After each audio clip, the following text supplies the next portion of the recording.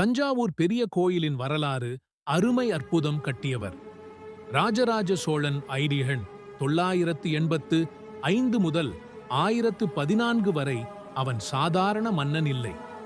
விரிந்த சாம்ராஜ்யம், கட்டுப்பாடு, பெரிய முடிவுகள் எடுக்கும் தரம், அதுவே பெரிய கோயிலுக்கு பின்னால் இருக்கும் உண்மை. ஏன் கட்டினார்? இது உண்மையான நோக்கம், கதை அல்ல. தனது பேரையும் சோழரின் சக்தியையும் உலகுக்கு காட்ட.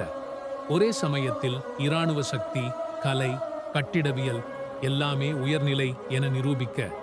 ராஜராஜன் எடுத்த யுத்த வெற்றிகளுக்கு பின் இதுதான் சோழர்களின் மையம் என்று ஸ்டேட்மெண்ட் இட. அதுவே உண்மை. இது பக்தி ஒன்று, கட்டிட கலை ஒன்று.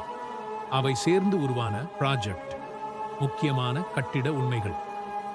அண்டைய 1000 ஆண்டுகளுக்கு முன் 66 மீட்டர் உயர கோபுரம். கற்களை எப்படி தூக்கினார்கள் என்ற கேள்விக்கு இன்னும் 100% பதில் இல்லை. ராம் ஹைபோதெசிஸ் தான் மிக நியாயமான கணக்கு. கலசம் ஒன்றுக்கு 80 டன்.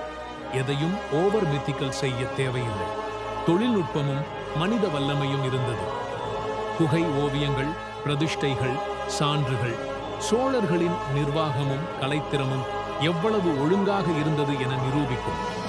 ஆட்சியியல் இந்த கோயில் சரஃப பக்திக்காக மட்டுமில்லை. இது ஒரு ஆட்சி மையம் பிளஸ் பொருளாதார மையம் பிளஸ் கலை மையம். கோயிலின் கீழ் 400க்கும் மேற்பட்ட கணக்கு பதிவுகள் இருமொழியில் கிடைக்கிறது.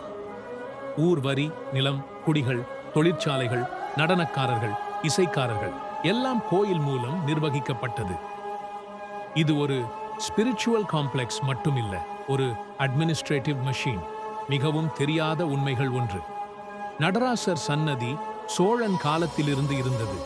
அவர்கள் சிவபக்தியை மட்டுமல்ல, கலைகளையும் மாநில சக்தியாக பார்த்தனர். 2. பெரிய நந்தி எப்போதும் இப்படிதான் இருந்ததா? இல்லை, பல கட்டங்களில் மாற்றம், திருத்தம் நடந்திருக்கிறது. 3. வானியல் சமன்பாடு. கோயிலின் ஒளிநிழல் அமைப்பு சும்மா அல்ல. ஏன் இந்த கோயில் இன்னும் அதிகார சின்னமாக இருக்கிறது? எதையும் செய்யாத உண்மை. சோழர்கள் ஒரு மெசேஜ் கொடுத்தார்கள். நாம் எந்த அளவுக்கு சக்தி வாய்ந்தவர்கள் என்றால் 1000 ஆண்டுகள் கழித்தும் நீங்கள் கூட நம்முடைய கட்டடத்தை பார்த்து வியக்கணும். அந்த மெசேஜ் இன்று வரை கெடுபடாமல் தான் நிற்கிறது.